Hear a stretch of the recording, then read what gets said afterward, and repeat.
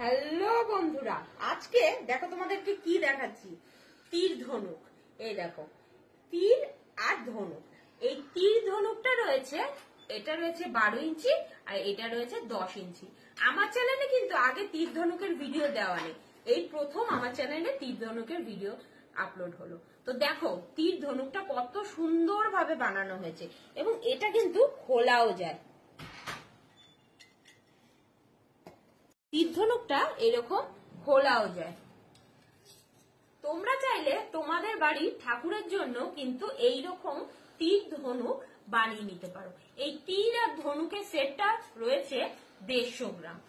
তো আজকের এই সুন্দর তীর ধনুকটা তোমাদের কেমন লাগলো অবশ্যই আমাকে কমেন্ট করে জানাবে। আর কিছু যদি ইনকোয়ারি থাকে ইনবক্স করবে। দেখা হচ্ছে অন্য কোনো ভিডিওতে, ততক্ষণের জন্য টাটা। এটা উল্টো লাগিয়েছে, এটা আর ঘুরবে।